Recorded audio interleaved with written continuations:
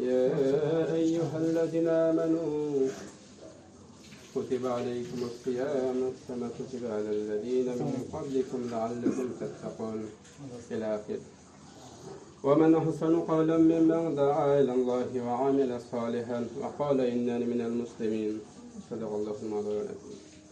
وعن خباب بن نريد رضي الله تعالى عنه أنه قال شفعني رسول الله صلى الله عليه وسلم وهو متوسد بردة له في ظل الكعبة إلى آخره. আমরা মহান আল্লাহ পাক রব্বুল ইজ্জত ওয়াল জালাল তার দরবারে কালিমাতুর শুকর আদায় করতেছি যে আল্লাহ তাআলা আমাদেরকে পবিত্র মাহে রমাদান মাসের তৃতীয় জুমায় আল্লাহ পাক আমাদেরকে উপনীত হওয়ার তৌফিক এনায়েত করেছেন। সেই জন্য সে পাক ইলাহি দরবারে আমরা মন থেকে কৃতজ্ঞতার সাথে শেষ অবনত চিত্ত হয়ে আল্লাহ পাকের দরবারে আমরা একবার কালিমাতুর শুকর আদায় উদ্যাপন করতেছি।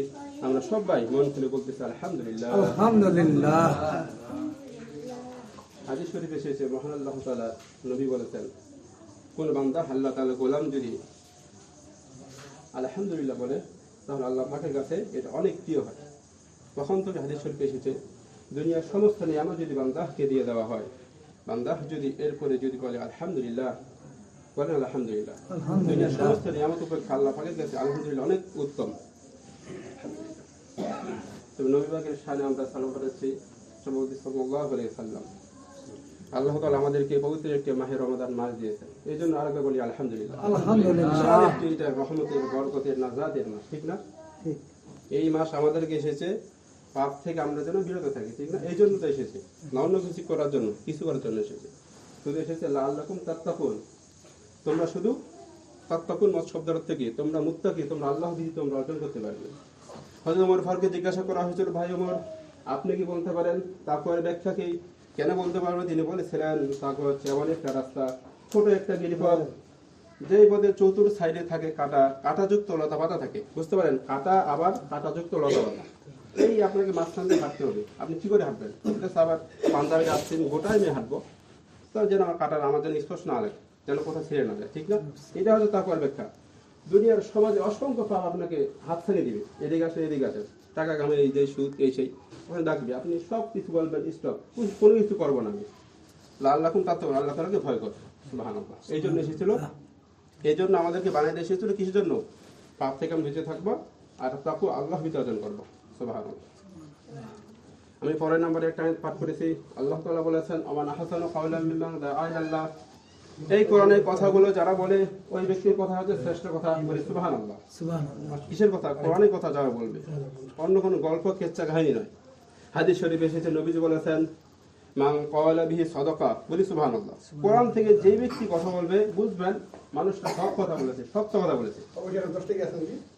আমান আমিলা বিহি উজরা, এই কোরআনে কারীম থেকে যে ব্যক্তি আমল করবে তাকে আল্লাহ পাক পুরস্কৃত করবেন। আমান হাকামা বিহি আদালা, আর এই কোরআন থেকে যে ব্যক্তি সমাজ রাষ্ট্র চালাবে সেটাই হচ্ছে ইনসাফ ও আদিল, সেই ব্যক্তি ইনসাফ কায়েম করবে, ইনসাফ প্রতিষ্ঠিত করবে। কোরআনের বিধান কি? জেনা করলে তাকে হত্যা করে ফেলো যদি বিবাহিত হয়, আর চুরি করলে হাত কেটে দাও, এটা হচ্ছে কোরআনের আইন। এটা যদি প্রতিষ্ঠিত হয় তাহলে সমাজে হচ্ছে এত হত্যা ধর্ষণ থাকবে না। এখন তো বাংলার জমিতে মাহে রমাদান মাস আমাদেরকে এসেছিল পাপ থেকে ফেরা রাখতে, এখন দেখতেছি শুধু হত্যা আর হত্যা। কালকে দেখলাম একজনকে হত্যা করে ফেলা হয়েছে, তারপরে এটা কি হচ্ছে? আসলে আমাদের মাহে রমাদান আমাদেরকে যেটা গুরুত্ব নিয়ে এসেছে আমরা সেটা বুঝতে পারি নাই। আমার হাকামা বিহি আদালা, এটা হচ্ছে আদিল ইনসাফ। আমান দাআ ইলাইহি হুদিয়া ইলা সিরাতিল মুস্তাকিম, আর এই কোরআনে কারীমের দাওয়াত সহজ সরল দাওয়াত। এই কোরআনে কারীমের দাওয়াত শুরু হয় এই দুনিয়ার জমিন থেকে। কোথায় থেকে? দুনিয়ার জমিন থেকে শুরু হবে, এই ডেস্টিনেশন শুরু হবে আর শেষ হবে গিয়ে গন্তব্য জান্নাতুল ফেরদাউস, সুবহানাল্লাহ। কোথাও একে আটকাতে পারবে না। কাফিররা যত চেষ্টা করে কোরআন কেন দমন করবে তখন পারবে না। আল্লাহ পাকের এটা একটা, আল্লাহ পাকের এটা আওয়াজ, কেউ এটা থামায় রাখতে পারবে না। আজকে দুনিয়ার জমিনে কিছু কিছু মানুষ পাওয়া যায় যে মাহে রমাদান আমরা শুনবো, আসলে এটা কি গুরুত্ব, কি ফজিলত শুনলাম, ফজিলত কি গুরুত্ব কি? আসলে কোরআন কারীম শুধু একটা মাত্র আয়াত আছে শুধু মাহে রমাদান সম্পর্কে, বাকিগুলো আয়াত কি হইল? ৮৬ জায়গায় মানে হচ্ছে নামাজের কথা বলা হয় যে বিয়াস আল্লাহ তাগিদ করে শুধু একবার বলেছেন তোমরা শুধু মাহে রমজান মাসে তোমাদের রোজা ফরজ করা হয়েছে। এত আমাদের এই জন্য এত আমাদের তাগিদ না। তারপর আল্লাহ পাক বলতেছেন দাআ ইলাইহি ওয়া মান আহসানু কাওলাম মিম্মান দাআ ইলাল্লাহি ওয়া আমিলা সালিহান। আর এরপরে যে ব্যক্তি মানুষদেরকে আল্লাহ তাআলার দিকে আহ্বান করবে আর নিজেও নেক আমল করবে, ওয়া আমিলা সালিহান, এরপর বলবে ওয়া ক্বালা ইন্নানি মিনাল মুসলিমিন, আমি হচ্ছে একজন মুসলমান। ওয়া আমিলা সালিহান, ভালো ভালো কাজ কি দুনিয়ার জমিনে আমরা যে মাহে রমাদান মাসে রোজা রেখেছি একটা ভালো কাজ, ঠিক না? আমরা খারাপ কাজ ফাহিশা কথা বলবো না, একটা ভালো কাজ। ওয়া কুলু লিন-নাসি হুসনা, মানুষের সাথে উত্তম কথা বলবো, এটা একটা ভালো কাজ। রাস্তা থেকে কষ্টদায়ক আমরা কোনো কিছু সরাই ফেলবো, এটা ভালো কাজ। এটা সবচেয়ে নিম্ন শাখা। ইমানের ৭০টি শাখা আছে, তার ভিতরে সর্বনিম্ন শাখা হচ্ছে রাস্তা থেকে কষ্টদায়ক দ্রব্য সরিয়ে ফেলা। সুবহানাল্লাহ। আল্লাহ তাআলা বলেছেন ভালো ভালো কাজ তারা করবে। সেগুলো কাজ কি? সমাজে দুনিয়ার জমিনে যখন দেখবেন এলাকার ভিতরে শুধু খারাপ কাজ চলতেছে, ভালো কথা কেউ বলতেছে না, একজন দুনিয়ার জমিনে এলাকার ভিতরে একজন দাঈ ইলাল্লাহ থাকতেই হবে।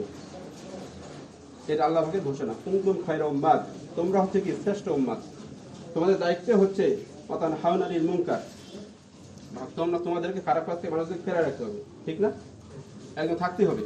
আবু বকর সিদ্দিক বলেছেন যে এলাকার ভিতরে যদি একজন যদি দায়ী না থাকে যে আল্লাহ তাআলার প্রতি মানুষদেরকে আহ্বান করার, তার আল্লাহ পাকের গজব ওই এলাকায় চলে আসে। ইন্নালিল্লাহ, একজন থাকাই লাগবে, এটা ওয়াজিব। আর ইনশাআল্লাহ অবশ্যই আমাদের সমাজে আছে, ইনশাআল্লাহ আল্লাহ পাকের রহমতে আমরা আছি, বলি সুবহানাল্লাহ। এরপর বলতেছে ওয়া ক্বালা ইন্নানি মিনাল মুসলিমিন, আমি হচ্ছে মুসলমান। বুঝতে পারছেন, আমি একজন মুসলমানদের মধ্যে হইতে একজন। আয়াতিকারী এমন কিছু নাজিল হয়েছিল যখন মুসলিম কান্ট্রি, মুসলমানদের উপর ছোট্ট একটা রাষ্ট্র, মদিনা রাষ্ট্র, এর উপর অত্যাচার আসতেছিল, অত্যাচার জুলুম আসতেছিল। বুঝতে পারতেছেন? এমন সময় ওই ব্যক্তি বলতেছে আমি একজন মুসলমান। কত একটা সাহসের কথা! মানে আপনি বাঘের সামনে যে বলতেছেন আমাকে খাবি, আমি কিন্তু আল্লাহ তাআলাকে ভয় করি, আমাকে খাইবে, সমস্যা নেই, কিন্তু আপনাকে সে খাবে। বুঝতে পারতেছেন?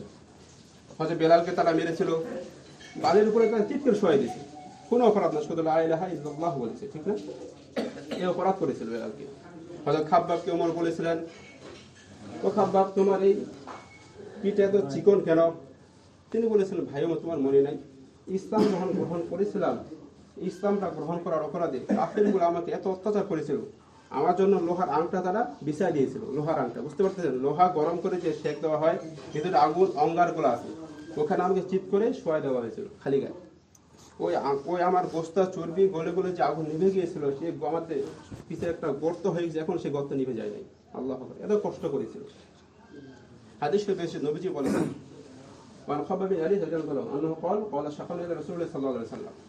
খাব্বাব বলতেছেন আমি একবার রাসূল সাল্লাল্লাহু খুঁজতেছিলাম, তাকে খুঁজতে খুঁজতে গিয়ে পেলাম তিনি কাবা শরীফের ছায়ায় তিনি হেলান দিয়ে চিত হয়ে শুয়ে আছেন। তিনি বললেন, কাছে গিয়ে বললেন ইয়া রাসূলুল্লাহ আলা তাস্তাগফিরুনা আলা তাদউলানা ইয়া রাসূলুল্লাহ, হে আল্লাহর রাসূল আপনি কি আমাদের জন্য দোয়া করবেন না? আমরা তো মার খেতে খেতে শেষ হয়ে যাচ্ছি, হে আল্লাহর রাসূল, আমাদের তারা এখন বেলালকে মারতেছে, আমাদের অনেকে তার মারতেছে, হে আল্লাহ দোয়া করবেন না আপনি? নবীজি উঠে বসলেন, বললেন খাবার তোমার কি হয়েছে?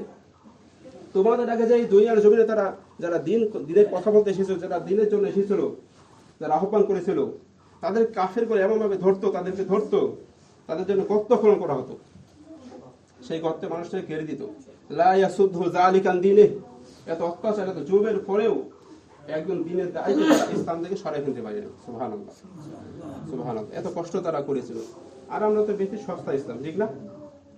আমার বাবা ইসলাম, আমি আমার বাবা মুসলমান, আমি মুসলমান, আমরা উত্তরসূরি, আমরা সবাই মুসলমান। আজকে দেখবেন আমাদের মানে পার্শ্ববর্তী দেশ অথবা আফগানিস্তানে দেখলে ভিতরটা আমার কেঁপে ওঠে।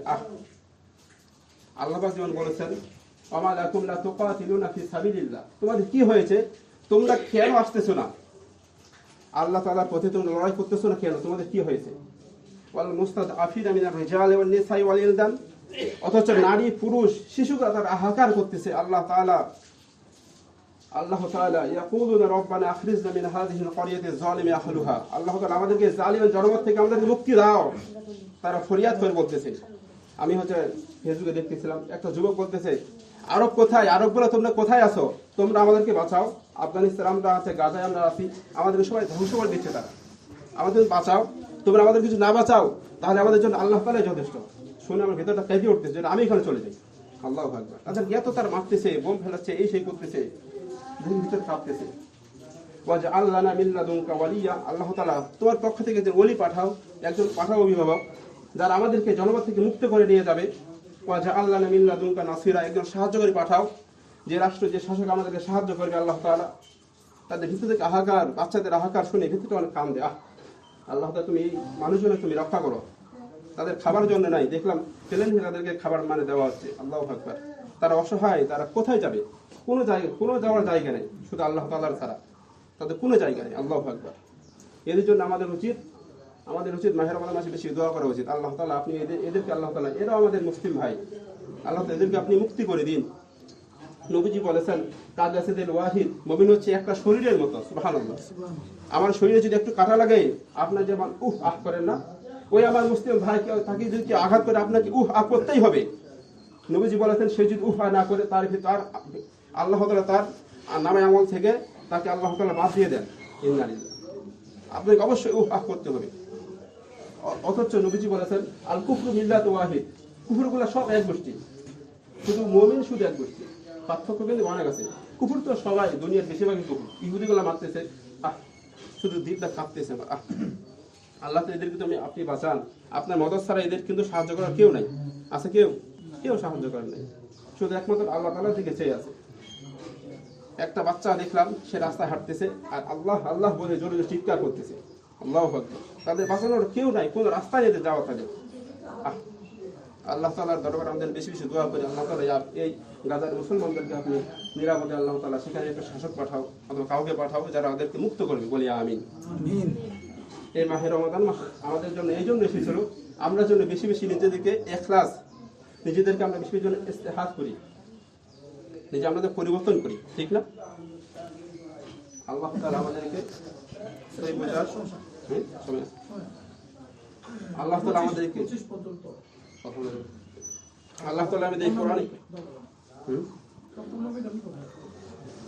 আল্লাহ তাআলা আমাদের কোরআনে কারীম বোঝার বেশি বেশি বোঝার তৌফিক দান করুন, বলি আমিন। এই মাহে রমাদান মাস আমি একটা শুরু করেছি, একটা লাইভ প্রোগ্রাম ফেসবুকে চলে, ইউটিউবে চলে, দেখি ফলোয়ার অনেক প্রায় বলে হুজুর আপনি কথা বলতেছেন, ভালো বলতেছেন, সুবহানাল্লাহ, আমরা শুনতেছি, ভালো লাগতেছে আমাদের। সূরা ফজর আর সূরা বুলজেন, তারা বেশি সূরা ফজর শুনতেছি, সুবহানাল্লাহ। অনেক যুবকরা আকৃষ্ট হচ্ছে কোরআনের দিকে, সুবহানাল্লাহ। দেখি বলতেছে হুজুর আপনার তো কথাগুলো শুনতেছি ভালো লাগছে, প্রতিদিন মাঝে মাঝে লাইভ দিত, আজকে একটা লাইভ আছে, ব্যস্ততা দিতে পারি না, আজকে দিব এটা ইনশাআল্লাহ। অনেকে মানুষের ইসলামে আকৃষ্ট হচ্ছে, তারা মানে হচ্ছে তাদেরকে কোরআন যদি আমরা বোঝাইতে পারতাম এই কোরআনটা আসলে আল্লাহ তাআলা কেন পাঠাইছেন, তাহলে আপনারা বুঝতে পারতেন আসলে এই কিতাবটা কি। আমাদের নিজেদের আমাদের ব্যর্থতা, আলেমদের আমাদের নিজেদের ব্যর্থতা, আমরা আপনাদের কাছে কোরআনটা উপস্থাপন করতে পারতেছি না। এই কোরআনটা আল্লাহ কেন পাঠিয়েছেন?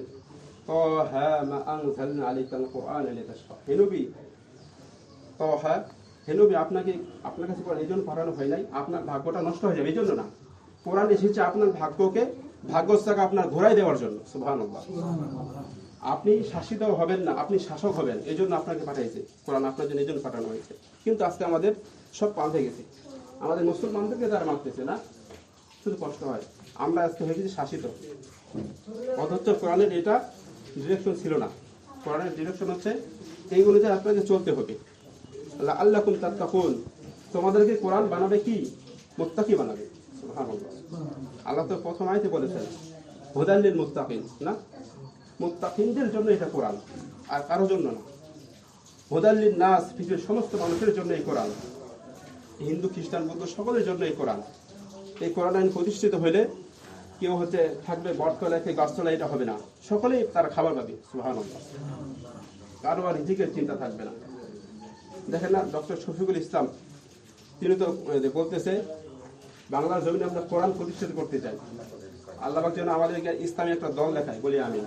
আমরা তো অনেক দেখলাম, আমির দেখলাম, বিএনপি দেখলাম, এখন আল্লাহ পাক যেন একটা ইসলামী দল পাঠায়, বলি আমিন। অনেক তো দেখলাম না, আল্লাহ পাঠাক যাকে পাঠাবে যে সে যেন ইসলামের কথা বলে, না?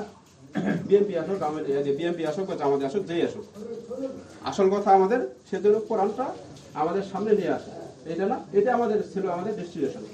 এই কোরআনের দেশ আমাদের হচ্ছে বাংলাদেশ হচ্ছে দ্বিতীয় বৃহত্তম মুসলিম দেশ, ঠিক না? দ্বিতীয় বৃহত্তম মুসলিম দেশ হওয়ার পরও আমাদের সমাজে হত্যা হয়, ধর্ষণ হয়, কেন? এগুলো কেন? এটা আমাদের হওয়া উচিত ছিল কি? ছিল না। এটা আমাদের হওয়া উচিত ছিল আমরা সব মুসলমান হবো, 5 ওয়াক্ত নামাজ পড়ো, মসজিদে আসবো, কাতার বন্দী হয়ে জামাতে আমরা নামাজ পড়ো, এটা আমাদের হওয়া উচিত ছিল, ঠিক না? কিন্তু আমাদের চিত্র পাল্টে গেছে কেন? এই কোরআন থেকে যত আপনি দূরে থাকবেন তত আপনাকে আল্লাহ তাআলা অপমানিত লাঞ্ছিত করবেন। কাছাকাছি আসবেন আপনাকে আল্লাহ তাআলা ইজ্জত বাড়িয়ে দেবেন। সুবহানাল্লাহ। দেখেন হযরত ওমর ফারুক তিনি এক গিয়েছিলেন রাসূলুল্লাহকে হত্যা করতে আসছেন, লাঙ্গা তলোয়ার নিয়ে, খোলা তলোয়ার। কিসের জন্য? তাকে হত্যা করতে আসছে। সে ছিল একটা জিরো পাওয়ার বাল, কোনো পাওয়ার নেই, কোনো তার শক্তি নেই। যখন রাসূলুল্লাহর কাছে যখন আসলেন, যখন কোরআন তিনি বুঝলেন, পড়লেন, সুবহানাল্লাহ, তাকে তিনি একটা 1000 পাওয়ার বাল্ব হয়ে গেল। তিনি লারাই তাকবীরের স্লোগান দিয়েছেন আগে, সুবহানাল্লাহ। তার স্লোগানে কেঁপেছিল কাবার চারপাশ, সব এলাকা কেঁপেছিল। আবু জাহেল গুলা সামনে আসার সাহস পায়নি। এই কোরআনের কাছে আসলেই আপনাকে আল্লাহ তাআলা হিম্মতওয়ালা, শক্তিওয়ালা বানিয়ে দেবে। ধরেন আপনি দোকানে বসে আছেন, সেখানে আপনি কথা বলবেন, ভালো ভালো কথা বলবেন, ওয়াকুল লিন্নাসি হুসনা, উত্তম উত্তম কথা বলবেন, আল্লাহ পাক আপনাকে সাহায্য প্রাপ্ত করবে। সুবহানাল্লাহ। কোরআন আমাদেরকে এই জন্য এসেছে, আপনারা ইসলাম অনুযায়ী, কোরআন অনুযায়ী মাহে রমাদান আমাদেরকে এসেছে মুত্তাকি বানাইতে।